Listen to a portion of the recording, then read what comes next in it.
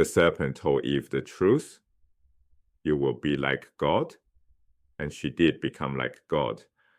But here's what's strange. It wasn't the fruit that made her divine. It was the act of choosing to eat it. The Genesis writer embedded a profound puzzle in this ancient story. How can disobedience be the very thing that makes meaningful obedience possible? Every other ancient culture believed evil was woven into the fabric of the universe from the beginning. In Babylonian myths like the Enuma Elish, the cosmos emerges from violent conflict between good and evil forces. Creation itself is born from chaos and combat. The biblical writer rejects this entirely. To understand how, we need to examine a literary technique called leitwort, a deliberately repeated word that carries thematic weight. Biblical authors use this constantly. In Genesis chapter 1, the Hebrew word tov, good, appears 7 times. Day 1, light is good. Day 3, land and vegetation are good. Day 4, sun and moon are good.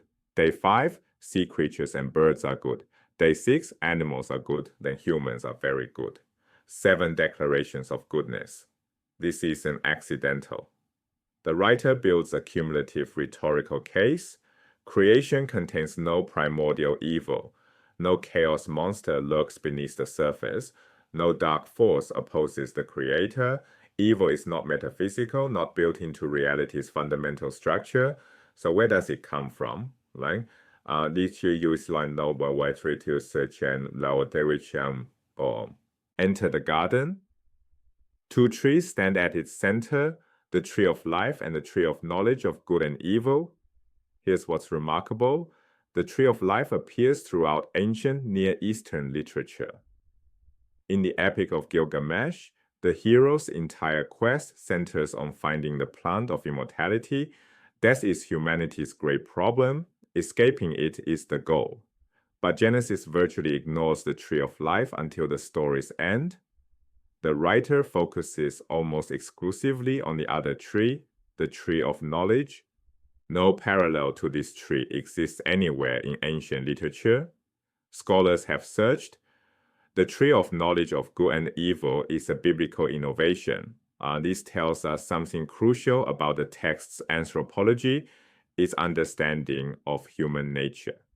For Gilgamesh, the human drama centers on mortality. For Genesis, it centers on morality. The defining feature of human existence isn't that we die, it's that we choose. We navigate between good and evil. And this shift in focus changes everything about how we understand the garden story. Now we can return to the serpent's promise. You will be like God, knowing good and evil. God himself confirms this is true. In Genesis 3:22, after they eat, God says, the man has become like one of us, knowing good and evil. The serpent spoke truth, but the mechanism was misunderstood. The fruit held no magic power. What transformed them was the act of choosing. By defying God's single prohibition, humans discovered something about themselves. They possessed moral autonomy, the capacity to make genuine choices for or against what is right. They can choose for or against God's will. A 13th century commentary poses a profound question. God wanted creatures who could choose to obey. But can choosing good be meaningful if you have no awareness of the alternative? Imagine a figure walking a single path with no crossroads visible. They reached the destination, but did they choose it?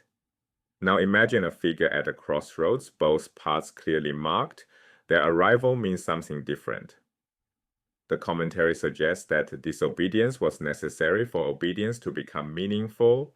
This reframes the garden story not as cosmic tragedy, but as the birth of genuine moral agency. But the serpent's half-truths contained a dangerous omission. The serpent implied that possessing the power of choice alone equals godliness. This misses something essential. In biblical theology, God is not merely all-powerful. God is essentially good. These attributes cannot be separated. Power exercised for destruction isn't divine, it's demonic. True godliness means imitating God's goodness, not merely possessing autonomous will. The serpent offered humanity power without direction, freedom without purpose. Being like God in the full biblical sense means using moral autonomy for life-affirming action, not simply having the capacity to choose. The first act of moral freedom brings consequences: expulsion from the garden, pain in childbirth, toil in labor. This isn't arbitrary punishment. The narrative teaches that moral choices carry weight. Freedom and responsibility arrive together, inseparable.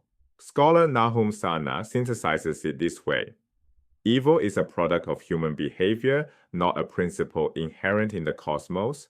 Human freedom can be at one and the same time an omen of disaster and a challenge and opportunity. The same capacity that enables humans to corrupt the good also enables them to choose it. Both possibilities live in the same gift. This framework rejects two common errors. It rejects fatalism, the belief that evil is simply how things are, built into reality, unchangeable. And it rejects naive optimism, the assumption that humans are naturally good and will choose rightly if left alone. Genesis places moral responsibility squarely on human shoulders while affirming that good remains possible. The question isn't whether we possess moral autonomy, we do. The question is how we'll use it. Every choice either imitates God's life-giving goodness or turns that same freedom toward destruction. The garden story isn't about humanity's fall from perfection. It's about humanity's rise into moral consciousness, with all the weight and the possibility that entails. The ancient writer rejected what every surrounding culture believed. That evil was primordial, cosmic, inevitable. Instead, evil enters through human choice, and because it enters through choice, it can be resisted through choice. The tree of knowledge stands at the center of the garden because moral awareness stands at the center of human existence. We are the creatures who know good and evil and who must choose between them.